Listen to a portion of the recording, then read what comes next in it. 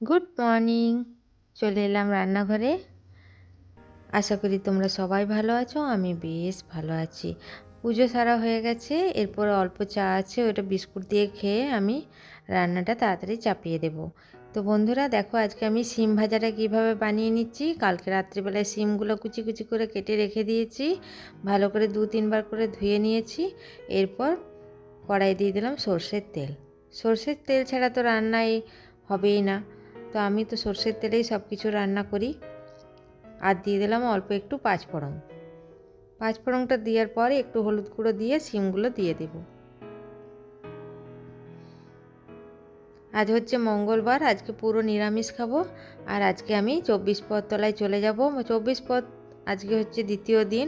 কালকে যেহেতু পুজো দিয়েছি, আর আজকে আমি মোমবাতি দিয়ে দেব আর ধূপ জ্বালিয়ে বাতাসাটা সরিয়ে আসবো। নিরামিষ দিনেই আমি এই সব কাজগুলো করে নিই। আর আরতি দেখে আসবো। আজকে বেশ খানিকক্ষণ ধরে 24 তলায় থাকবো। তো শিমগুলো দিয়ে দিয়েছি, এরপর নাড়াচাড়া করে কম আঁচে ঢাকা দিয়ে রেখে দেব। এইভাবে আমি শিমটা ভাজি কুচি কুচি করে কেটে। এটা রুটি দিয়েও ভালো লাগে, ভাত দিয়েও ভালো লাগে। অনেকে আবার সেদ্ধ করে ভাজে, কিন্তু আমি সেদ্ধ করে আমার কর্তামশাই খেতে চায় না, ওই জন্য তেলের উপরে অল্প একটু দিয়ে। আবার অনেক সময় কি করি, আমি শিমটা অল্প একটু পোস্ত ছড়িয়ে ভালো করে নেড়ে চেড়ে নামিয়ে দিই, বেশ ভালো লাগে খেতে। তো আজকে বন্ধুরা বেশি রান্নাটা শেয়ার করব না, কারণ 24 তলার ওই ভিডিওটাই একটু শেয়ার করব। তো আমি সন্ধেবেলায় পুরো কাঁচা কাপড় পরে নিয়েছি, এরপর চলে যাচ্ছি 24 তলা। দেখতে থাকো 24 তলার ভিডিও। চলে এসেছি রাস্তা দিয়ে আমি যাচ্ছি, তবে একটু ঠান্ডা ঠান্ডা লাগছে বলে আমি চাদরটাও নিয়ে নিয়েছি। চলে এলাম, ওই যে আলো দেখতে পাওয়া যাচ্ছে, চলে এসেছি।